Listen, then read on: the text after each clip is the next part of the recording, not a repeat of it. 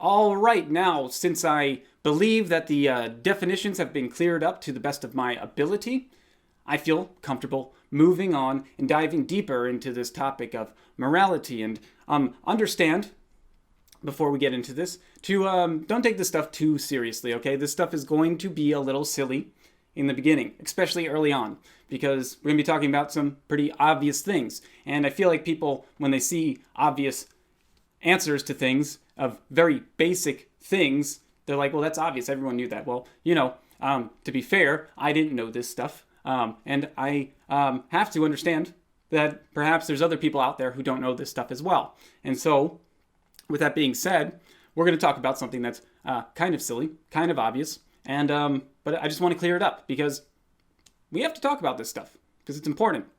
And so, I want you to understand me. So we have to answer this question. How does consciousness form the basis of human morality? Well, what we know about consciousness, what we know about human consciousness, is that it's all about experience. It's all about doing things and becoming things, taking action in the real world, getting results, creating things, all right? And so, if we want a particular result to occur, if we want to do a particular thing, if we want to become a particular thing, if we want to create a particular thing, well, if we want those results, there's only a few ways to actually create those results, to actually create the results that we want in our lives, to do the things that we want, all right? If we want certain results, there's certain particular things that we need to do, and those things are to get those results, and those things are right actions, correct actions, okay? I don't think anyone can deny this, and I don't know how to say that more simply, okay? So we're just going to do a silly example. Take my cup of water. If I want water from this cup to go into my body, well, there's a right way to drink from this cup of water. That's the right way to drink water, okay? It's the right way because it got the result that I wanted to, and it didn't cause any harm to any sentient beings, all right? So that's the right way to do it, all right? There's only really a few right ways to drink from a cup of water if you want the result of water getting inside of your body. There's the way that I did it. You can have a straw, use a straw, and you can also lap up the water like a dog, But at the end of the day, there's a most right answer.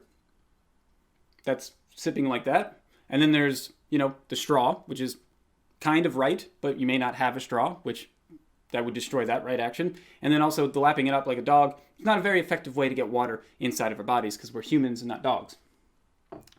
And so, let me keep this up. With that being said, there's only a few right ways to get the result that I want, to get the experience that I want, to get the action that I want. But there's a myriad amount of wrong ways to drink water. There's millions of different wrong ways to drink water. If I try to drink from down here, nothing's going to happen. It's not going to get the result that I want. If I try to drink the water and I keep the cup all the way out here, and I try to pour it out from over here, that's not going to get water into my body either. And there's, you can think of a million different silly ways to fail at drinking water. But at the end of the day, there's only a few right ways and a whole lot of wrong ways to drink water. And from that point, I also want to bring up this other idea, because people like to look at this morality stuff and logic as not very entertaining. And fair enough, because there is an art and a science, okay? There's an art and a science to drinking water, to drinking from a cup, right? The science is what we already talked about. It's just whatever gets the water into your mouth properly, all right? Gets you the result that you want. So, sipping water. That's the science, all right? It works. It works. That's all that science is about. Things that work. However, there's all these other things that are technically unnecessary to drinking water that you can also do.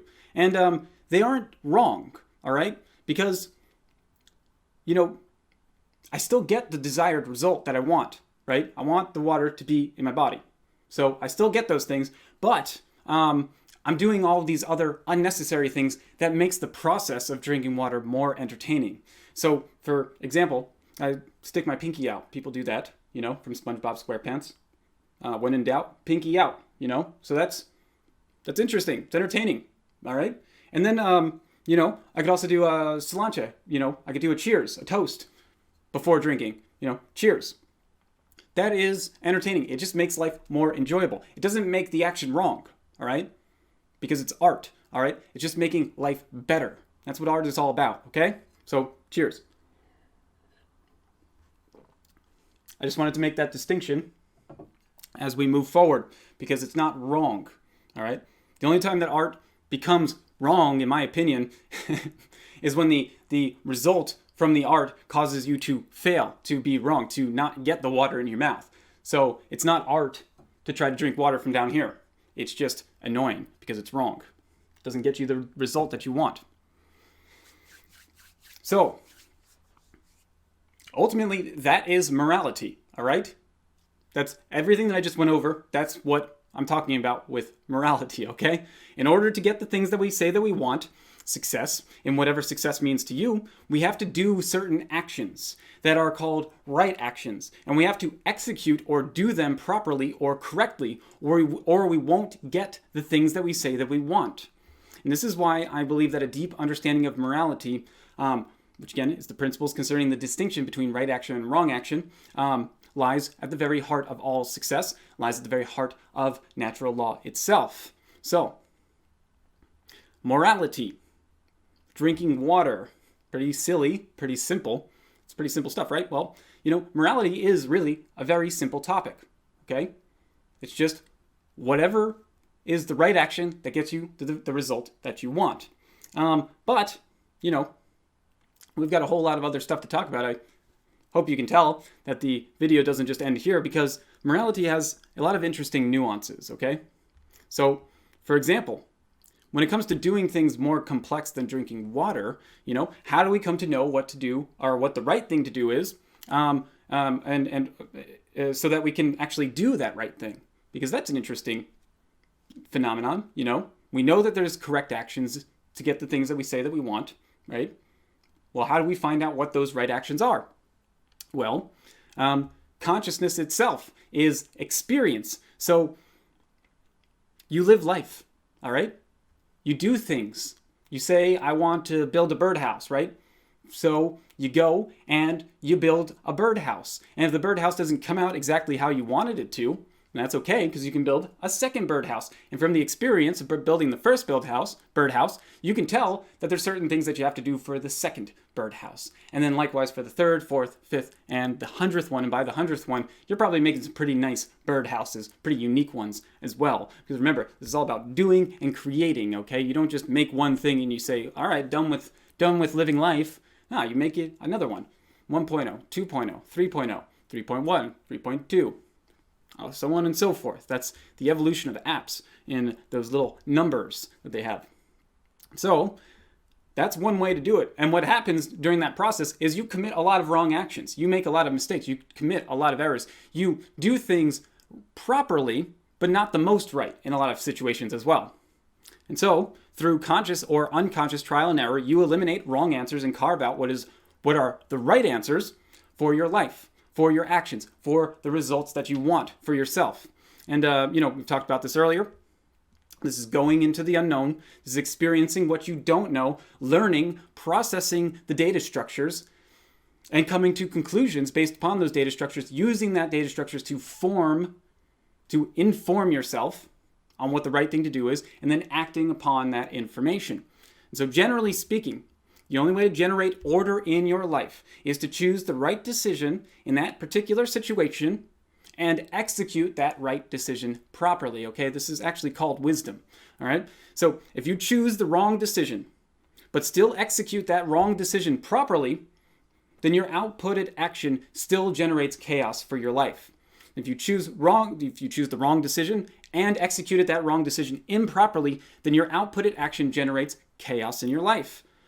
But if you choose the right decision, but executed that right decision improperly, wrongly, incorrectly, then your outputted action still generates chaos in your life. The only way to manifest order from your actions, from your decisions, from your right decisions, from your correct actions and executions, is to choose the right decision and execute that right decision properly.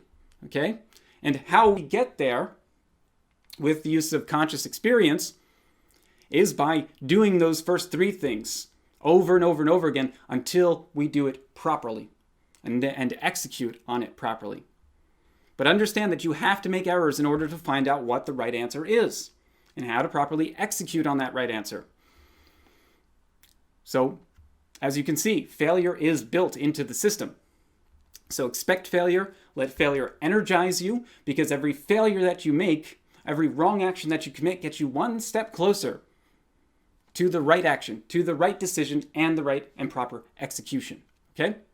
So we're going to talk about failure a lot because it's fundamental to this process, it's fundamental to our success, and it cannot be something that we're trying to avoid in our lives. All right? So never worry about failure, because failure is the only way for us to learn. The only way for, and ultimately the only way for us to actually fail, to truly fail, is to quit. That's the only way that you actually truly fail, all right?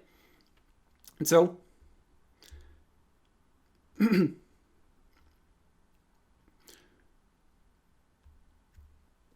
nothing ultimately trumps experience, but the interesting thing about being human is that we can also think, the interesting thing about being human and the interesting thing about our reality that we find ourselves in is that we can also learn from other people's experiences who can teach us and tell us what the right thing to do is. And as long as we properly execute what that right thing to do is in the right situation, proper circumstance, that will work.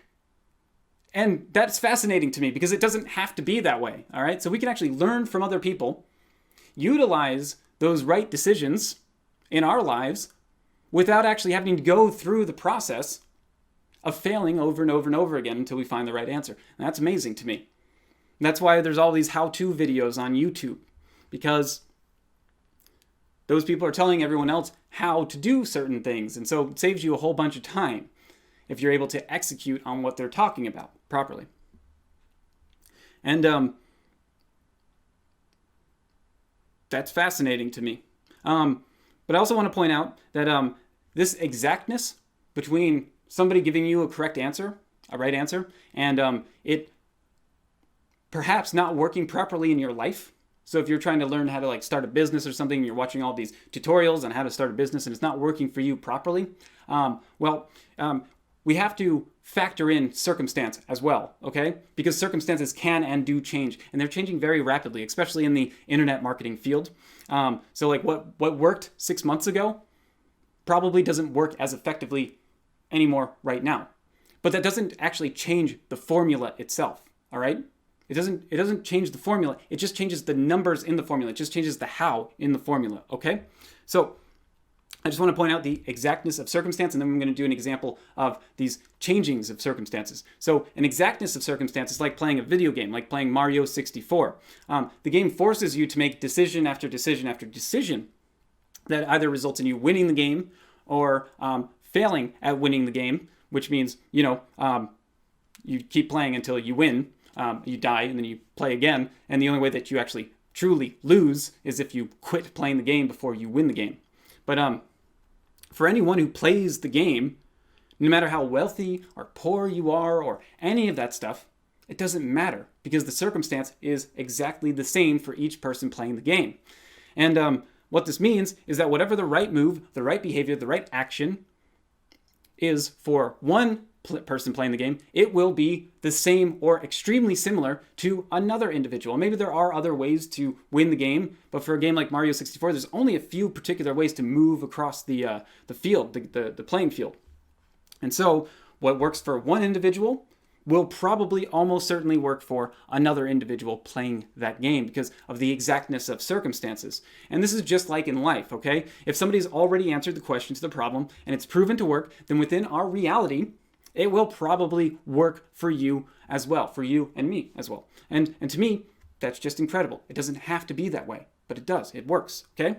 And for human consciousness, what was the successful, right, correct thing to do in the past tends to be correct for our modern times as well. But we have to think deeper than just the how, okay? We have to understand what the principles are. This is a fundamentally important thing because this is different than just drinking from a cup of water, all right? But understand that drinking from a cup of water, that hasn't changed since for 5,000 years. So what are other right things, right principles that we can utilize, and then just understand that we have to change the numbers within the formula based upon our modern times. And so let's do a deeper example than drinking a cup of water. Let's talk about financial success. This is what people like to talk about, right? Financial success. Well, in the past, right, we're talking about 1,000 years ago, 2,000 years ago, the way to be financially successful was generational, all right? That means two things. It means it took a lot of time to generate wealth back in the 1100s, okay? It took a lot of time to do that. It was concentration of energy. This was your life, okay? If you wanted to save money and become wealthy, it took a long time, 20, 30 years, but generational also means beyond your life as well. So there's that.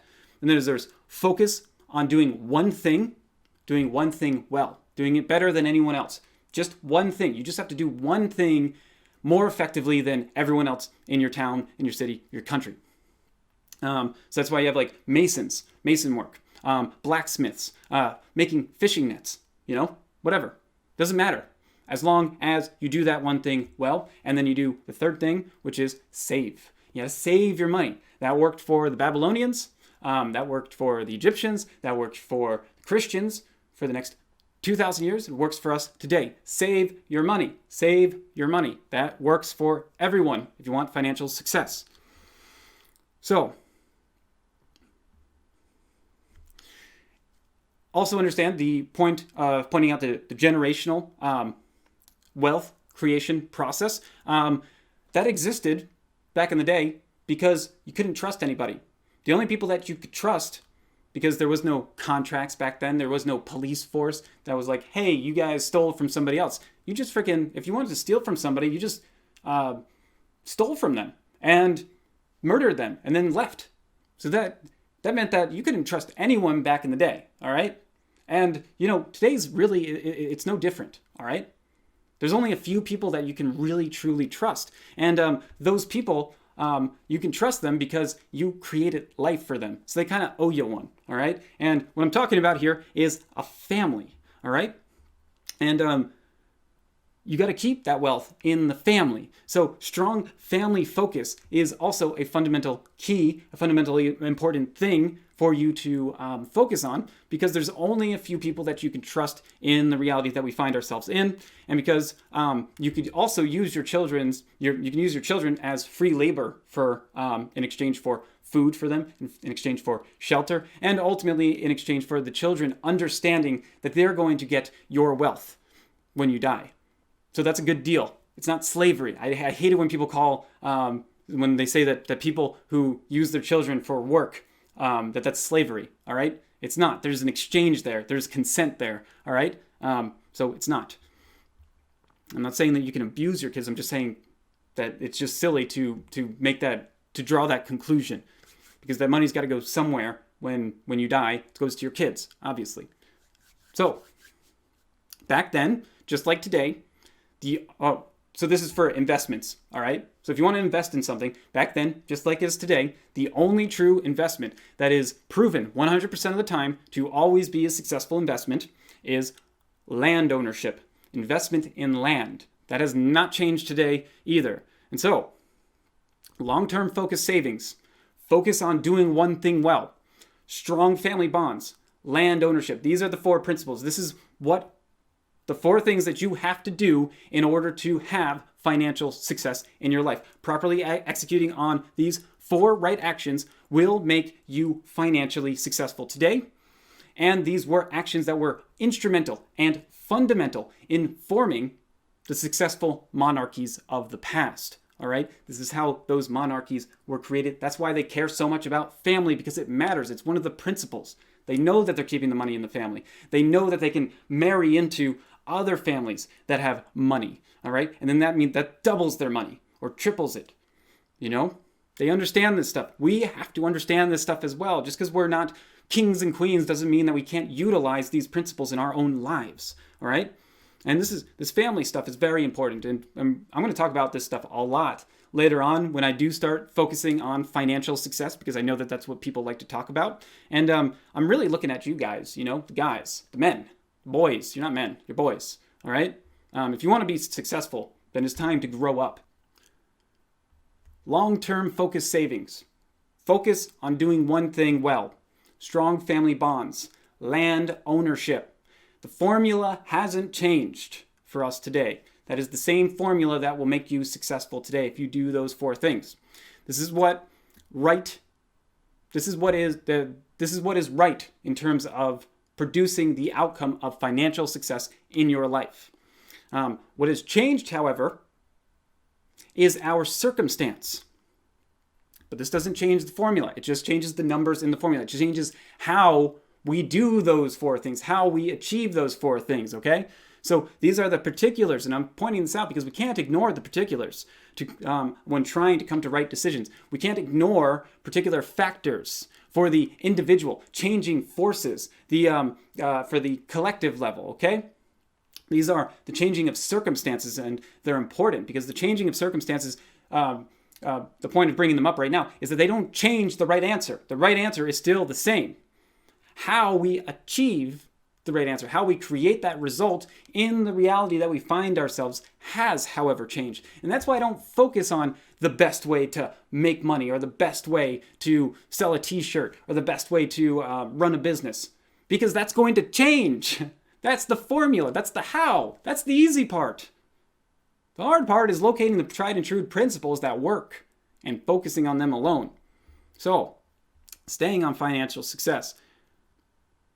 The right answers are the same. How we execute, however, has changed. How people best made money to save the money in the 1100s is different to how people best made money to save that money in 1980. And how people best made money in 1980 is also different to how we best make money today to save that money. But the saving never changes. The doing one thing and one thing well never changes. The focused on strong family bonds hasn't changed either. Neither has saving generationally, saving for long periods of time, not just 6 months or a year. And so, just to point this out, this change, in 1980, it largely made sense to work for a big business because this business would take care of you, give you a good starting salary. It would offer a pension after 20 years. Oh, that's nice. Nice of them. Health benefits. It would offer health benefits for you. And all this other stuff. And then in the 1980s, what you did with your extra money is you invested in these wonderful things called bonds, because the bonds were at like 13%. So you give somebody $1 for a bond, you give the government $1 for their bond, and they give you 13 cents extra every time they pay out. So it's like literally free money. So you give somebody like $1,000 a month into these things, you're getting like $113 just for a $1,000 investment. That's a 13% ROI. That's incredible. That's better than most businesses. That's wonderful. Well, we have to face facts today that model of how to make money so that we can save that money has changed. All right. Today, big businesses aren't really taking care of their employees. They don't offer pensions anymore or good starting salaries. Usually you have to earn your way into a business now. You have to do an internship and work for free for like 6 months. This is a nasty thing to do to somebody, work for free. Because you know what that is? That's slavery, all right? And also on top of this, bonds are only at 3.9%, okay? So they're not at 13% anymore. They're 10% lower. That's a pretty low ROI. It's still a successful ROI because it's beating the rate of inflation, but that's it's no good. Don't invest in bonds anymore.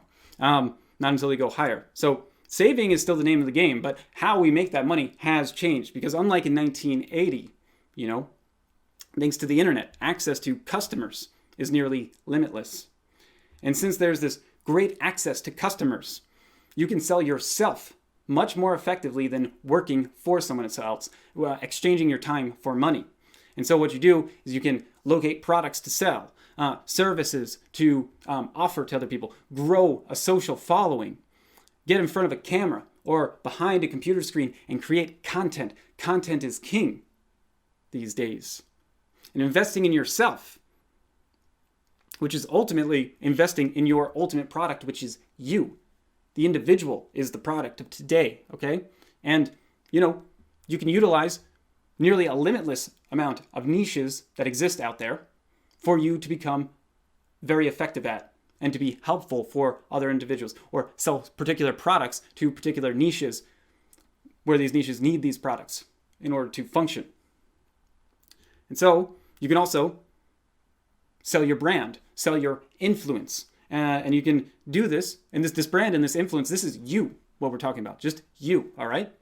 And that is something that has value. And we're going to talk a lot about that later on, because you can sell this to as many people as possible today. Couldn't do that in the 1980s. So when I say that we have to face facts, I'm not one of those butthurt people that simply because, we don't make money the way that we used to make money, that somehow that's worse, that we're worse off today than in 1980. Heck no, we are so much better off today. We got computers in our pockets. We have an ability to express ourselves, to prove to other people just how valuable we are. They don't have that. They didn't have that in the 1980s. You had to work for a big business, all right? Not today. It's changed. Also, what we invest in has changed. You have cryptocurrency today. Not a great investment. Land ownership is still the best way to make money. And guess what? It's actually easier to buy a home today in the United States of America. I don't know about other countries. It's easier to buy a home today than at any point in human history. It's easier to buy a house today than in the 1980s, certainly. Because with those bonds being at 13%, that meant that mortgage rate was super high as well. So you had to pay all this extra money for a down payment on a home back then. Today, we don't have that problem. Mortgage rates are as low as they've ever been. They're at like 3.89% or whatever. So the idea that you can't buy a house today simply because the price has gone up, that's silly. First-time home buyers get all of these deals that didn't exist in the 1980s, all of these extra deals, and on top of that, the mortgage rates are so much lower. So we can purchase the things that are guaranteed to be to create success for ourselves and our lives. And just like today, compared to yesteryear, home ownership has changed a lot as well. Okay, we have more opportunity for home ownership because we have rentals, right? And we have Airbnb. And we have that other one, I forget the other one's name, but we have Airbnb. And I know people who just buy houses simply so that they can Airbnb out the house. And they're crushing it, all right? They're making money that we couldn't fathom of in 1980 through rentals to cities that aren't really tourist destinations, simply because people like to visit other cities. We got all this extra disposable income, and nobody is saving their money anymore. That is different from what it was in the 1980s. So the point is, the formula hasn't changed. The numbers have changed. The how has changed. So just the execution has changed. And it's not become more competitive. It's less competitive. But there's just a lot more people doing it because of how not competitive it is anymore. Just because there's so many more niches, so many more different ways to be successful. These things didn't exist just 30 years ago, 40 years ago. And the best way to make money today, the best way to be financially successful today, how to do that is different, but the underlying principles have never and will never change, okay? And understand that I'm going to make a much more in-depth video on financial success and the principles of it later on. But I figured that people would enjoy this little rant, and so that's why I did it. And so, what does knowing morality have to do with success? Well, I hope by now you can tell that there seems to be an obvious connection between doing right action and success. Because if you want to be successful, there are certain principled right things that you need to do in order to be successful. And you have to do that right thing and execute properly, because what that will do is offer you a higher probability of success at anything, really, because doing the right thing at the right time will obviously offer you a higher probability for success compared to doing the wrong thing at any time, really. This is obvious stuff. So clearly, doing the right thing is good for success, because if we do enough right things in a row, our probability of success will increase. So first, because of this obvious connection between success and choosing right action, it becomes very important to know what the right answers are and to already know how to properly execute the right action before you find yourself in a moment where a decision must be made, before whether you have to choose right action over wrong action. And so this is going back to experience. It's all about experience. It's what this is all about, expanding your consciousness, having more experience, experiencing more things so that you know the right answers to more problems in your life, so that you can utilize your past conscious experiences to guide you to the right answers in the present moment. And understand that this is the deep held hidden meaning in the story or in the movie of Slumdog Millionaire, okay? That's all that movie was about. It's about some dude who had all of these experiences in his life that gave him the right answers to the questions when he needed those right answers most, all right? Very interesting stuff. So, how do we find out what the right answers are? We've already talked about this, but consciousness, experience, over time. The fact of the matter is this, that the answers to what the right thing to do have already been answered by all the smart people of the past. So all we have to do is apply the best tried and true right answers that have stood the test of time, because if anything can stand the test of time, understand that the test of time is entropy. This is the second law of Newton's thermodynamics. Everything dies over time. So if something can survive that destruction, being ripped apart into nothingness for an extended period of time, those things are strong, they're powerful. They have meaning and purpose. They mean a lot of stuff. And so for the most part, the strongest, most everlasting things that exist are ideas. And ideas do a pretty good job at standing the test of time.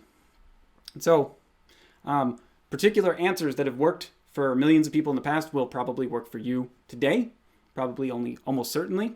And again, like we talked about, the how is what tends to change. So further, we can also come to know the right answers ourselves. And so this is the next layer to this. This is how we start talking about emotion, okay? This is how we get emotion back into the fold of making proper decisions. And so we can also come to the right answer ourselves with combining the function of our conscience and our common sense.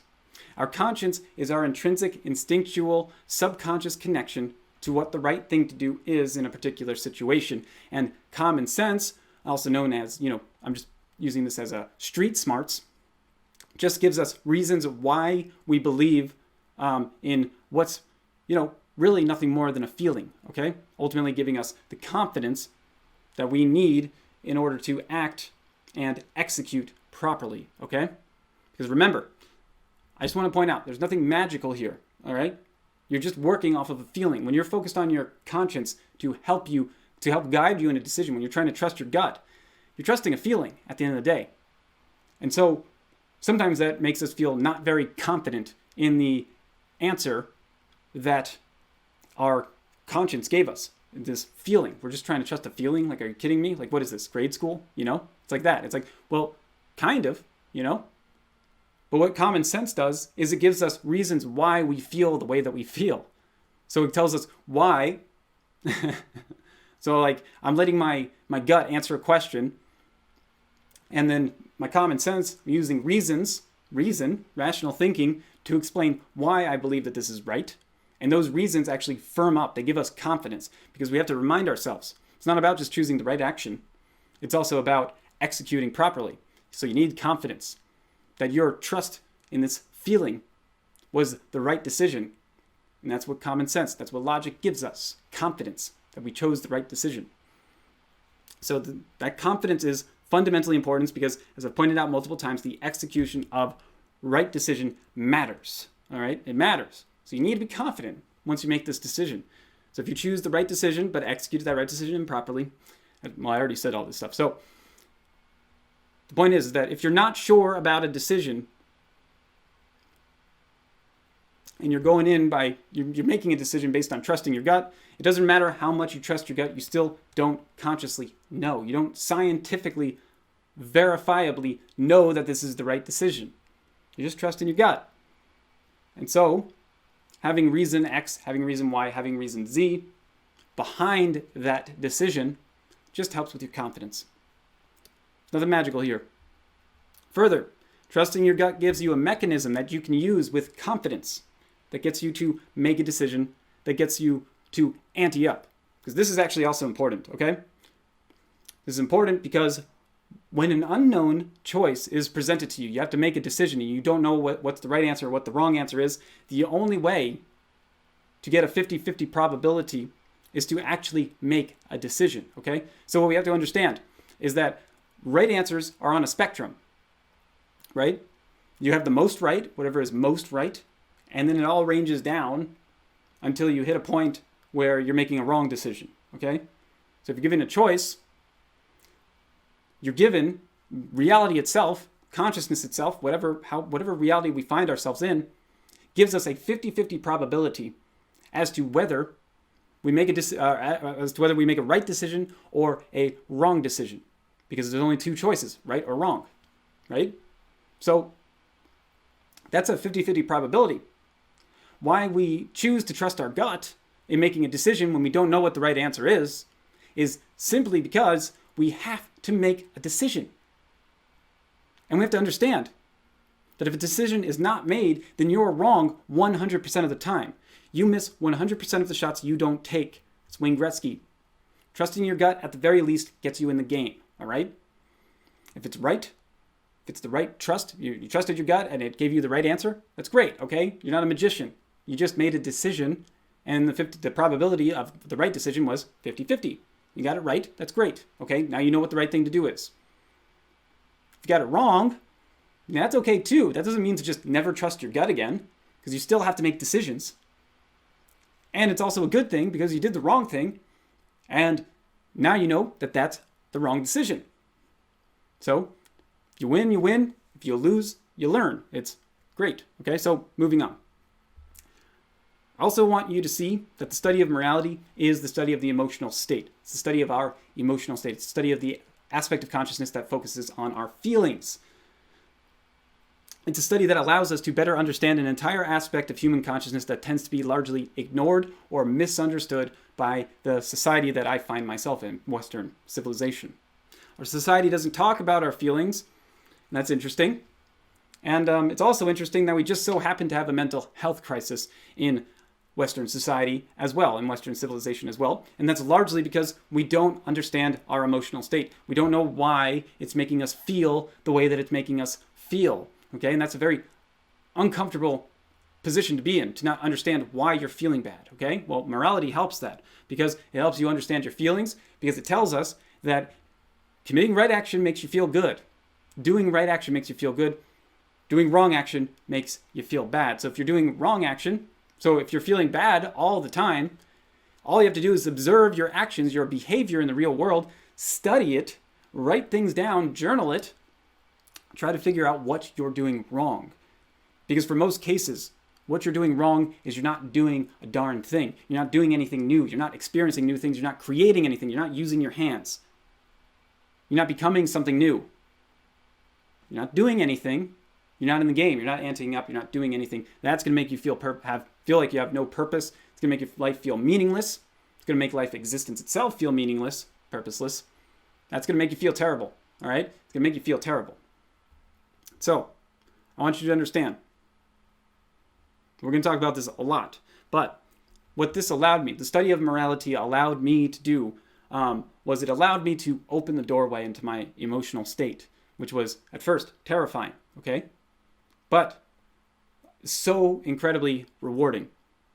It allowed me to open the door of this emotional state without blasting me, all right? Because for the most part, people keep their emotions closed because they don't want to feel them, because they don't know what they mean. It scares them, okay? And I got this template that says, I'm feeling good because I'm doing something good, or I'm feeling bad because I'm doing something wrong, okay? And it's fairly accurate. So now when the emotions come on, I feel them and I go, I know why I'm feeling that way, all right? I just have to look at my behavior. What am I doing wrong? All right, correct that. Well, now I feel a little bit better, all right? Hey, look at that. It helps go into that. It allows you to go into those feelings. And, you have to understand that there's you've accrued a lot of mental trauma in your life. You have decade-old emotional, unhealed emotional wounds that are still there once you start delving into your emotional state. And it's going to be hard. It's an extremely hard thing when you understand this morality template. You're like, why do I still feel bad? I'm looking at my life. I've been looking at my life for the last 3 months. Why do I still feel bad? Well, you might have an unhealed emotional trauma that you need to go into. So you need to go into your past life, into decades old experiences, and try to figure out what occurred that was wrong back then that makes you feel terrible today. So that's the worst part about this process, is the fact that you're starting at, like, let's say age 30. So that's 30 years where you had no idea why you were feeling the way that you're feeling. You have no idea how to correct the errors and the injustices and the terrible things that were happening to you for your first 30 years of your life. You don't just start going, okay, just have to look at what is going on today. You have to look at all of that past experience. And it's hard to remember all of that stuff if you haven't been journaling for your whole life, So it's a fun experience. But really what it allowed me to do was grab the reins of my emotional state, because it helped tell me why I feel the way that I feel. And it gave me a template to controlling my emotions. And when I say controlling my emotions, the last thing I want you to think is that I'm hiding away from my emotions, or I'm trying to shrink my emotions, or confine them in a box or something. Grabbing the reins of a horse doesn't mean that you're taking the horse and putting him in the stable. It means you're grabbing the reins because you're going to take that horse. You're going to let that horse ride you to victory. Yeah? So that's what we're talking about here. Riding your emotional state to victory. Because there is stuff going on in our emotional state that is allows me to see things that I could not see, feel things. Look at art. Yeah, looking at art. I also can allow myself to experience music that makes me cry, movies that make me cry as well, make me sad, because I understand why I'm crying, why it makes me sad. Which is the big deal, because, we look at those emotions as negative. Oh, you shouldn't cry. You're a man. You shouldn't cry, right? No, you're a man, so express the emotion that you want to express, okay? That you choose to express. Because positive and negative emotions, they're emotions, they feel, all right? So feeling pain, that's an experience, okay? It lets you know that you're alive. It's good. And so, yeah, coming to understand my emotional state was a big deal, and it's helped me a lot. It's the driving force behind my actions now. It's the fuel that fires me up, gets me ready, gets me going in the morning. I think of my reasons why I'm waking up at 3 a.m. to get these videos out, right? And the reasons aren't really motivating. You know what's motivating? The feeling. The feeling, the excitement of getting in front of the camera and stuttering and saying, not knowing what I'm going to say next. Trusting the process. Trusting the fact that I don't need people to watch these videos right now. I need to get more skilled. I need to know what the right thing to do is. And I can only figure that stuff out if I have this drive behind myself. This drive, this emotional drive. We're going to talk about it, okay?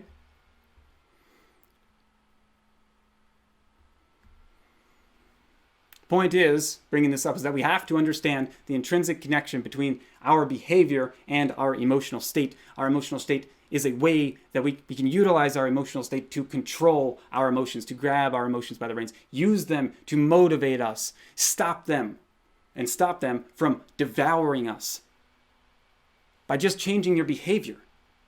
Okay? You can simply change the way that you feel simply by taking a deep breath. Taking a deep breath is an action, and it changes the way you feel. That's all that I'm talking about here. It's nothing magical here. And so, with that being said, we have to be fair about this morality being in connection to our emotional state. And Friedrich Nietzsche pointed this out so perfectly in Beyond Good and Evil, where he says that morals are only a sign language of our emotions, only a sign language of our emotions. I'm just letting you know that coming to know morality doesn't just magically give you complete control over your emotional state. All that it does, doesn't do that. It's not how this works. All that it does is it tells us what the right action and what the wrong action is. And we just utilize that knowledge because we know that committing right action is going to make us feel good and committing wrong action is going to make us feel bad. That's all that it's telling us, okay? So it's not in itself the language of feeling, okay? And, we also have to acknowledge that, when it comes to the language of feeling, any sort of information that can help us understand our feelings should be welcomed information. It should never be rejected just because it's not perfect, okay? So we take that information, that morality helps us with our emotional state, and then we also acknowledge that there's more to understand when it comes to our emotional state than just right and wrong behavior. And so the point is to utilize this stuff because feelings are tough. They're tough for individuals in our society because our society utilizes written language. And written language, English, words and grammar, it's not a very conducive language to help us decipher the language of our feelings. Emotion speaks feeling, how we feel, all right? And, parse English into its constituent parts, give words and grammar. With feeling, this is why morality is so fundamental as the template here, feeling can be parsed, the language of feeling can be parsed into two things as well. Not language and grammar, but emotions are segregated whether they're positive or negative. Okay? This is reward and punishment, and this is what we're going to talk about next, because believe it or not, this is pretty fascinating stuff to me. The language of feeling is a language based on justice, okay? Lady Justice is a lady because anything that is, any god, any deity that is a woman, tends to be all about the emotional state and fertility too. But the emotional state, the emotional aspect of consciousness, that's what a feminine deity tends to represent. Lady Justice is a lady because the divine feminine represents the emotional aspect of consciousness, and Lady Justice is a moral, emotional metaphor representing the notion of justice itself. Okay? So justice, break that word apart, you have the word just, and then ice. And then ice as a suffix just states the quality or the quality or the state of a thing. So quality or the state of just. What is just? Just is just what is right, correct, moral, and true. And so justice is the exercise of authority in vindication of right by assigning reward and punishment. Reward and punishment. Carrot and stick. Justice is righting a wrong. Justice is vengeance against the wrongs, against a wrong. Justice is the quality of being fair and just, moral soundness, and conformity to the truth. All right? And so this is from the Federalist Papers, number 51 by James Madison. Justice is the end of government. It is the end of civil society. It ever has been and ever will be pursued until it be obtained or until liberty be lost in the pursuit. Keep the idea of pursuit in mind because it's the second time that I've pointed out that term with the use of a quote from around that time period when the United States was being formed, okay? So it's pursuit, all right? And so the other time was, talk about the Declaration of Independence, unalienable rights, life, liberty, and the pursuit of happiness. Pursuit, happiness is a pursuit. So, justice makes us feel good because just, right, moral, correct, true, those things make us feel good. And unjust things, or injustice, makes us feel bad because injustice is not justice. Not justice, not just, not correct, incorrect, immoral, evil, wrong. Moral, reward, and punishment. I want to point out that all the modern Western court systems in existence today find their origins in religion, in Judeo-Christianity in particular. And this is because religion primarily focuses its attention on the emotional, ethereal aspect of consciousness, because it is the toughest aspect of consciousness to logically contend with. And it's because emotion also, and they focused on that because the emotion also holds the deepest and greatest mysteries of human consciousness within it. One of these things is the notion of justice itself. And so it's the hardest aspect to consciously understand. And this is why religious people, sometimes get conflated with moral people, with being moral, because morality is the study of right and wrong, which gives us insight on our emotional state, which is what religion tries to do. And so, we talk about the Passion of Christ, or Buddha's life is suffering. These Passion of Christ and life is suffering, these are fundamental tenets in both Christianity and Buddhism. And passion and suffering, those are feelings, okay? They're trying to explain feelings. So, it's in these feelings that we find meaning and purpose, that we create meaning and purpose. And it's in these feelings where our ancestors stumbled upon and discovered Lady Justice herself.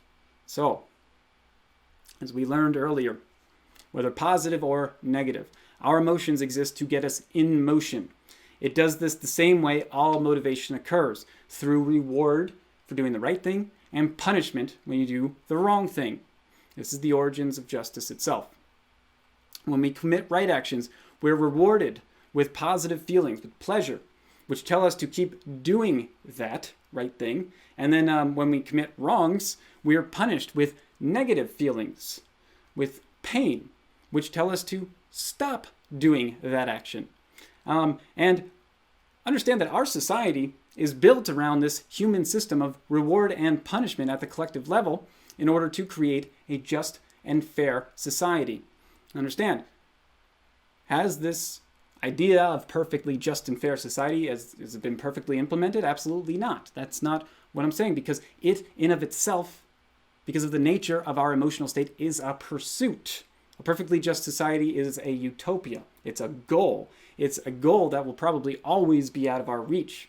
The point is that it ought to be pursued. So coming back to James Madison put it, justice is the end of government. It is the end of civil society. It has ever been and ever will be pursued until it be obtained, or until liberty be lost in the pursuit. Perfect justice is the end of government, because you don't need a government. Remember, government exists solely to protect and secure the rights of the people so that they're not infringed upon. You don't need a government anymore if you have a perfectly just and fair society. And so this utopia is something that we ought to be pursuing. And he said we should be pursuing until it be obtained, or until we lose everything.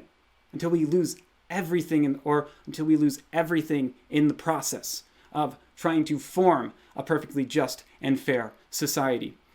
So understand that to America's founding fathers, liberty was everything to them. Everything. Okay? And they were willing to give that up in the pursuit of a fair and just society. Perfect justice. That's Moby Dick level obsession for this pursuit of justice. And I do highly suggest reading Moby Dick to understand this idea of pursuit, because that's what we're about to talk about next. Because what's the big deal with this word pursuit? Well, our emotional state exists simply to get us in motion. And one of the best ways to get somebody to get somebody to go in motion, to get in motion, and to stay in motion, so they don't keep stopping and thinking about things. Well, you want to just get somebody to stay in motion. An object in motion tends to stay in motion. Newton's laws of thermodynamics. Well, one of the best ways to do that is to get them to pursue something. Okay? And it doesn't matter what the thing is. It doesn't matter. Like, what kind of thing you want to pursue. Pursue a ball. Go pursue a ball. Go pursue a friend. Go play tag. Chase somebody. You'll be in motion if you have something to pursue. Pursue a woman. Pursue $1 million. It doesn't matter. Just have a pursuit, have a goal, okay? Emotion doesn't concern itself with what you're pursuing or why it's being pursued, okay? Those are thinking man's questions. We can talk about that later on. But emotions are all about directions, which is why this aspect of consciousness, or our conscience, is represented as a compass, as a moral compass, because it's all about direction. It's all about trying to get us to go somewhere. And the compass doesn't tell you where you're going. It's just telling you, hey, follow this line. Just choose something to pursue, and we'll go, and I'll show you how to get there. Just follow the compass. But you still need to choose something to pursue for the compass to work, okay? So, emotions are not about why you're going or where you're going or even how you're going to get there. It's all about the pursuit. This is instinctual, okay? We have to understand ourselves as predators because we're humans. We're chasing down, back in the day, we were chasing down gazelles with nothing but a spear, and like a piece of flint at the edge of our spear. And we did that, and there were certain feelings that are connected to pursuing that thing. You have the feeling of hunger in your belly. That's a good reason why you're doing the thing, why you're hunting the gazelle. You wouldn't hunt the gazelle if you weren't hungry. Too much energy, too much work.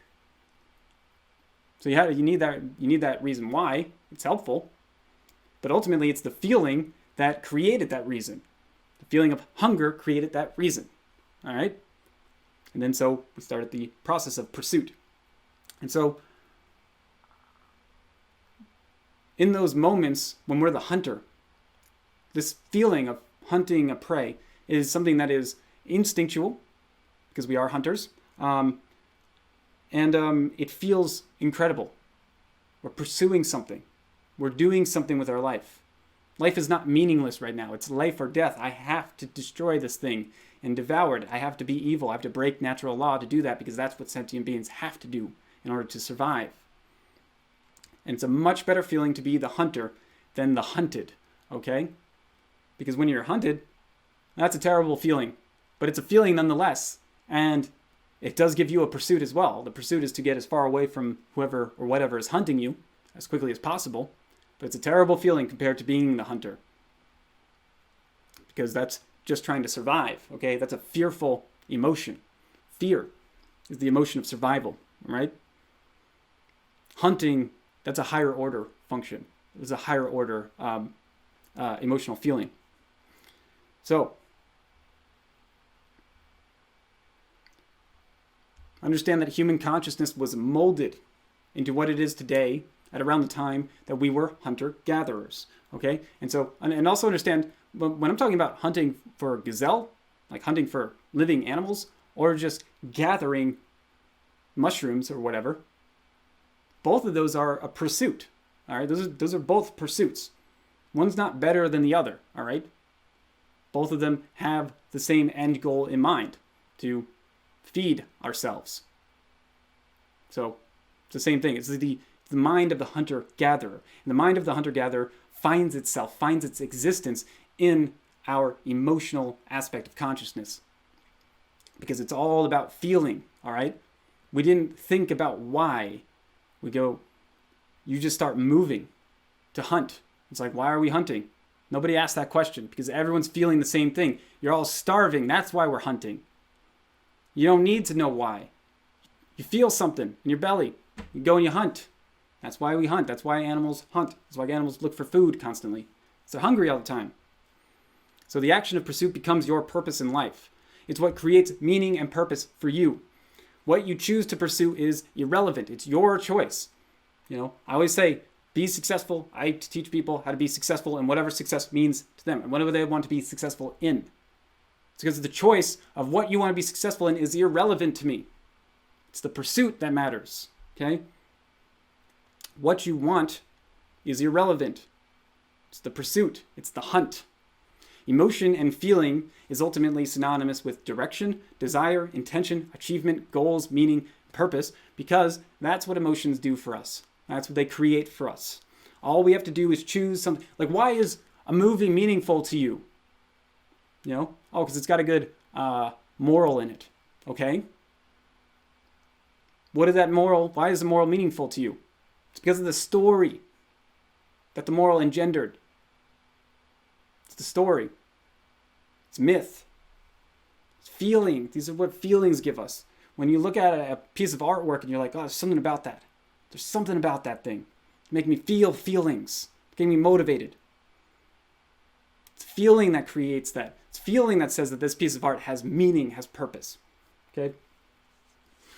And so, all we have to do is choose something to pursue. And again, anything really. Because we can listen to our feelings.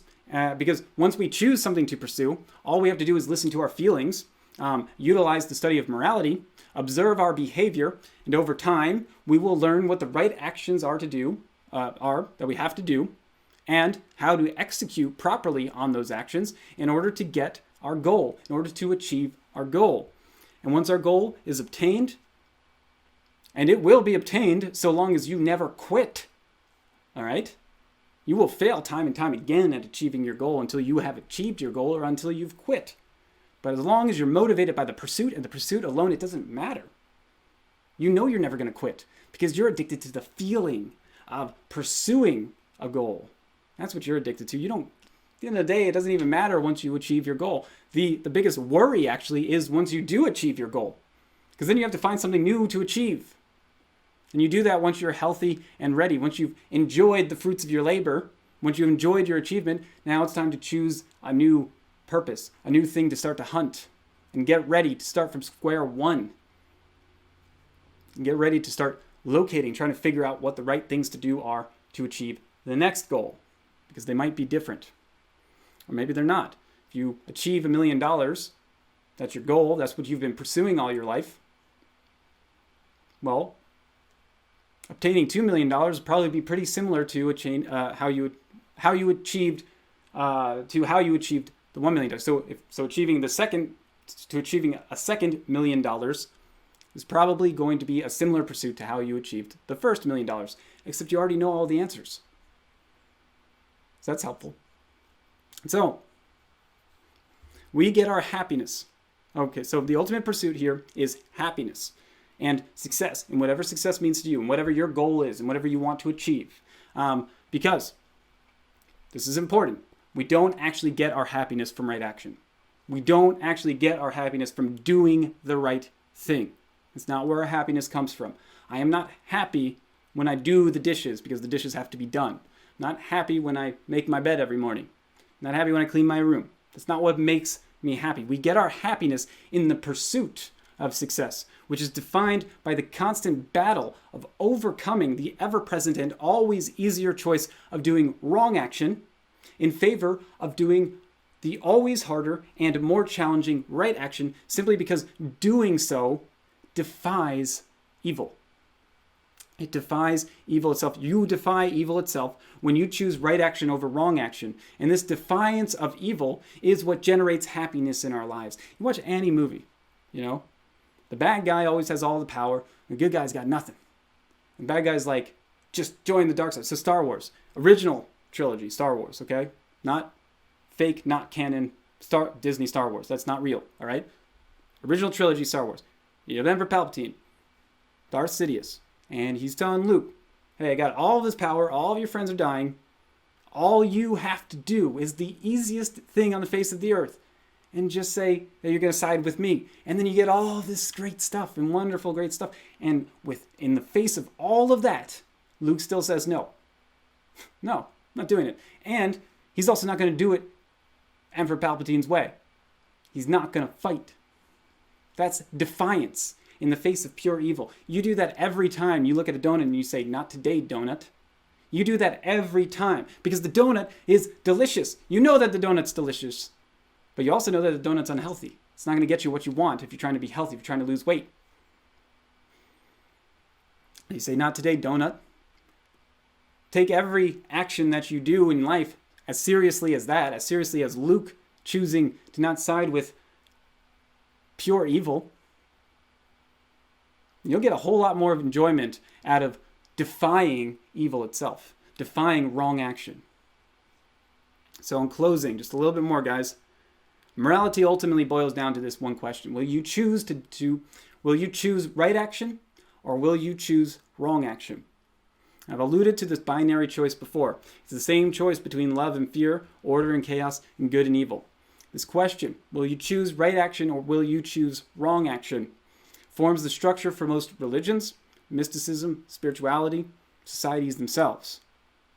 This is karma. This is the way of the Tao. This is heaven and hell. This is the Word made flesh. All of these esoteric and misunderstood symbols and metaphors can be understood by understanding this one question, because the truth is, it's the only question in existence.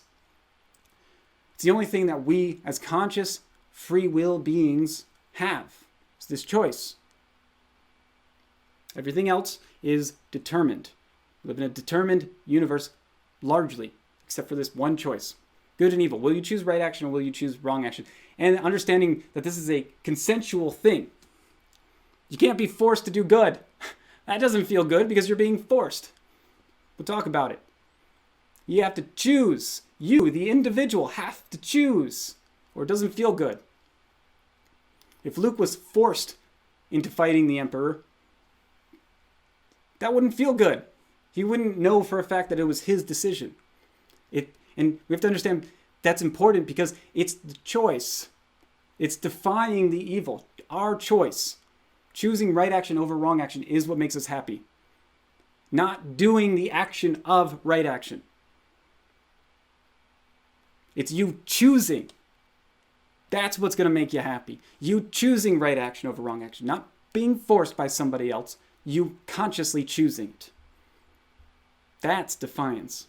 So, will you choose right action or will you choose wrong action? In every choice, there's always at least a most right answer. So, you think that once you learned what the right thing to do was, that life would get pretty simple, right? And once you knew how to execute on those right actions. So let's say you knew both of those things. You know what the right thing to do is, and you know how to execute on those right actions. Once you know those things, that's great, okay? But that's not wisdom. That's knowledge. Wisdom is acting on that knowledge. Action in the real world. Morality is about action in the real world. I don't care if you know everything in the universe. If you're not doing a damn thing, then you're wrong. You're not executing. You got no wisdom. You just know things. You're a very good intellectual. You're an ivory tower elite. Great. Do something with that knowledge. Prove your knowledge. Prove your worth. Prove your value. Prove meaning exists for you by doing things and being things. We got enough critics out there, all right? Do things. Create something. And we're given these moments. Also note that this question, will you choose right action or will you choose wrong action? This doesn't exist it's just one question that just exists 4 or 5 times in your life and you have to choose right action over wrong action just 4 or 5 times. This choice is a choice that's given to us in every present moment of your conscious waking life. So you're given choice after choice after choice and you get to choose in this present moment. Am I going to choose right action or wrong action? And so that gives us a lifetime worth of opportunity to choose right action over wrong action. And it also gives us a lot of opportunity to fail. Again, if you win, you win. If you lose, you learn. So it doesn't matter if you fail a few times because you're going to. It's baked into the system.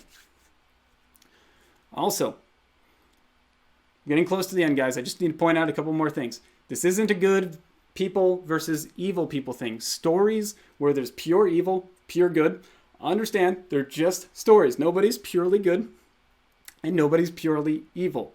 That doesn't exist. We're humans, so every single human on the face of the earth is a mixture of both good and evil. I don't care how moral or correct or right you are, you still got evil in you if you're human. It's part of the system. And likewise, if you're a very bad, evil, wrong person and you're doing all these terrible things to everybody, I can still probably find some good in you too. Because remember, good is just right action, so you got to be doing something right in your life too.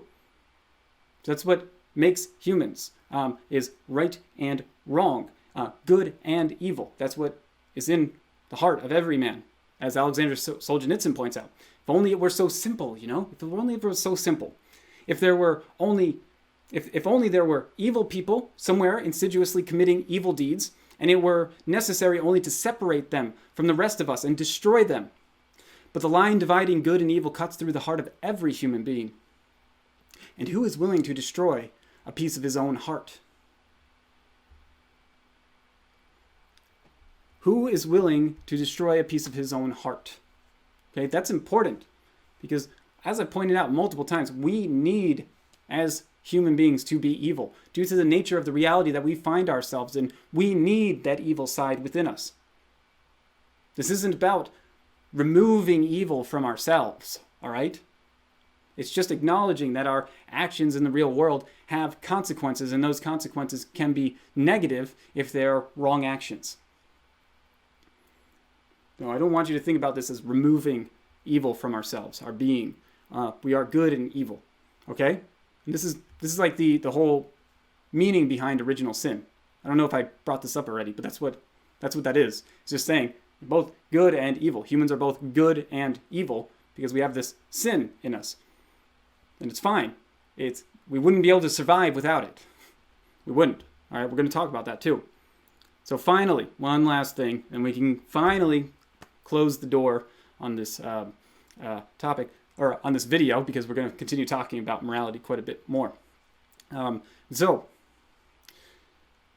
most important thing that you should know about your actions is that you are responsible for all of your actions. No matter how much you think someone or something is in control of your actions, it's just not the case. You're responsible for your choices, whether you were coerced into making the choice or not. To understand that the feeble excuse that your boss required it, that your family or the establishment expected it, or that circumstance forced it upon you, all of that holds no truth or justification according to natural law, and you will be held liable in your emotional state. You commit wrong action, you're going to feel terrible about it still. And on top of that, if your boss is telling you to do something illegal, your boss is, if he's doing that, he's going to blame you because you're doing the action. You're going to be responsible for that action in the court of law.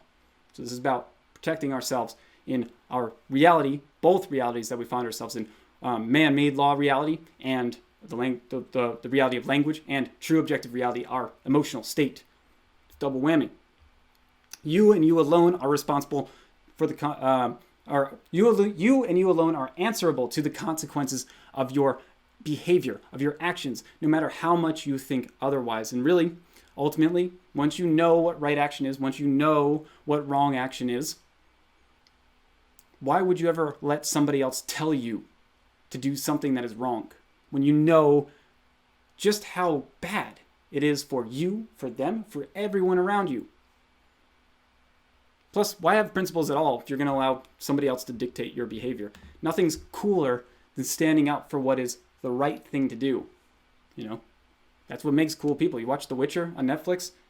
He is willing to die all the time because he's dying for something that is right, correct, moral, true, justified. And understand that I'm not denying the fact that we live in a universe that's determined by circumstance, that can leave us bloodied and bruised. But it's our capacity to choose right action over wrong action that keeps us free and unbound, all right?